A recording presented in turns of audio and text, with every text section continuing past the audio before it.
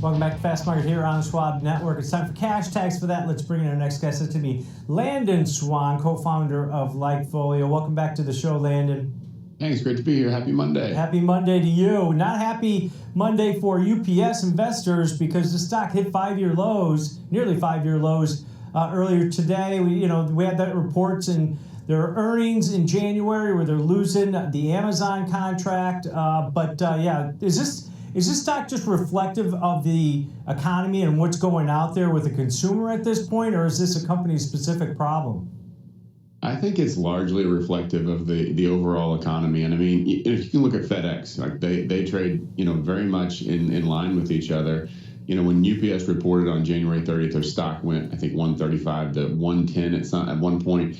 Got crushed. FedEx, made the same kind of move. And recently, FedEx reported as well, and they painted a pretty gloomy picture. The stock sold off from 243 to 217, and it's bounced right back. I think that we're starting to enter the, it's all priced in. All of the bloody mess is priced in because there's just been so much bad news and the tariff uncertainties always looming. And, FedEx's report was so pessimistic. They lowered their outlook for Q3. They said the revenue is going to be flat. They cited weakness in U.S. industrials.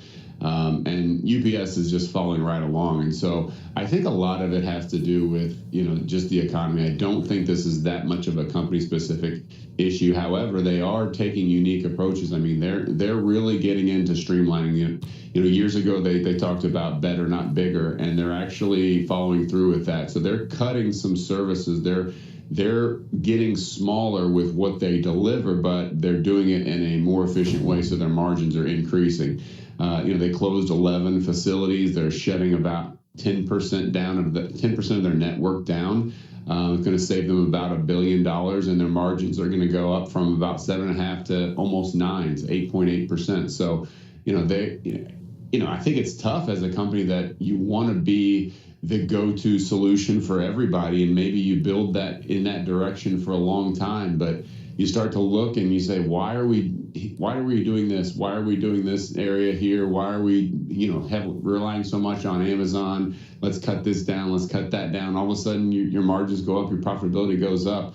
So there's a balancing act there between, bigger versus better, and they've chosen the better route. So I do like where they're headed. It's a tough economy right now. There's a lot of uncertainty. And I think the good news is I think a lot of the bad news is priced in. So, we'll see what happens when they report next. But, just going based off of how the market reacted to FedEx, it was like, hey, things are bad. And, the initial result was, oh, sell, sell, sell. And everybody said, you know what, actually, that's just kind of a low price. Let's buy it back. So I think we're getting towards a floor, which is the good news for the American investor.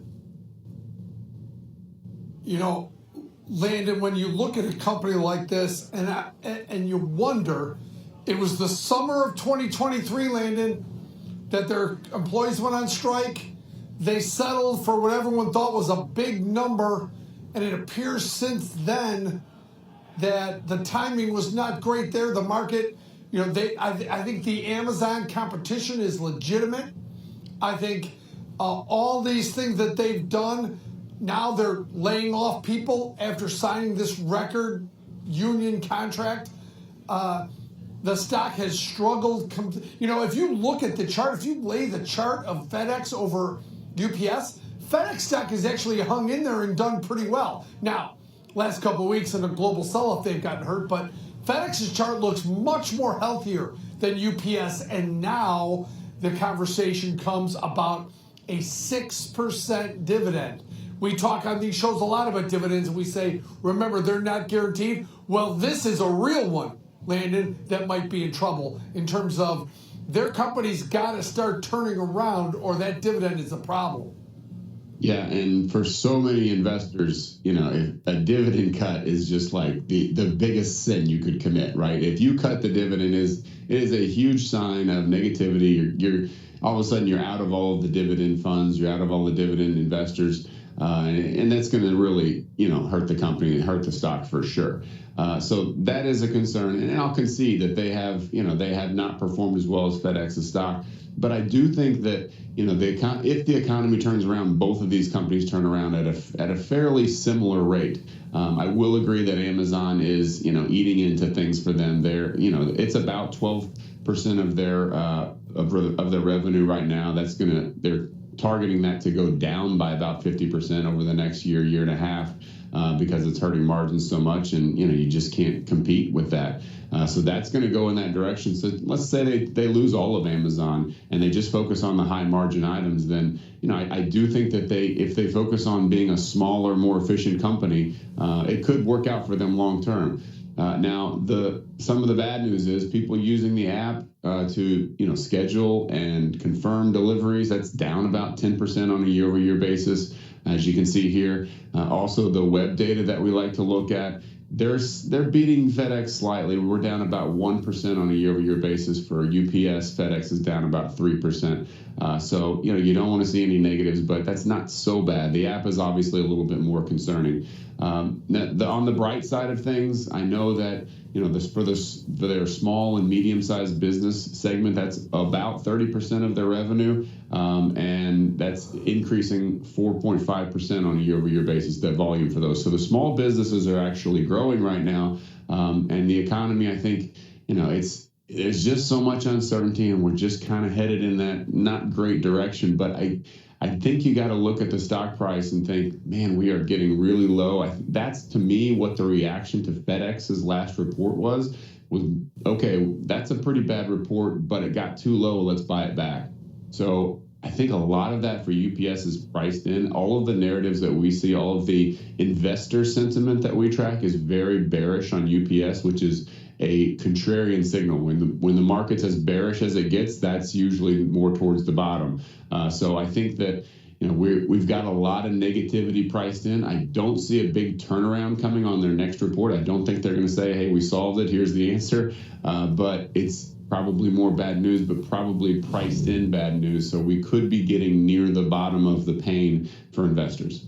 Landon, they don't report till the 29th of April. I mean, going into this, is the economy going to turn around where the consumer gets back on the high horse, starts spending again? I don't know. There's uncertainty with tariffs. So, this week there's uncertainty about growth right now. Hard data, we're going to get a bunch of that this week.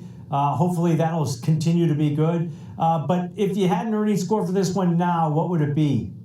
It's just barely over neutral. It's like +3 right now. Okay. And that earnings score takes into account what the stock has done. So it takes into investor expectations. So if the stock had been flat for the last 3 to 6 months, we'd be very negative on it. It's sold off so much that we think that a lot of it's priced in. The data on it, again, is all negative. Web's -1, app's -10. All the sentiment is lower. So overall, the company's moving in the wrong direction, but as an investor, you got to think, how is it moving compared to what people think or what they expect? That's why we're basically neutral on it. Yeah, the last few earnings events, just big gaps down to the downside. All right, great stuff. As always, Landon, appreciate it. All right, thank you. All right, that's Landon Swan, co-founder of LikeFolio, breaking down the data in UPS, as I had mentioned, 5-year lows.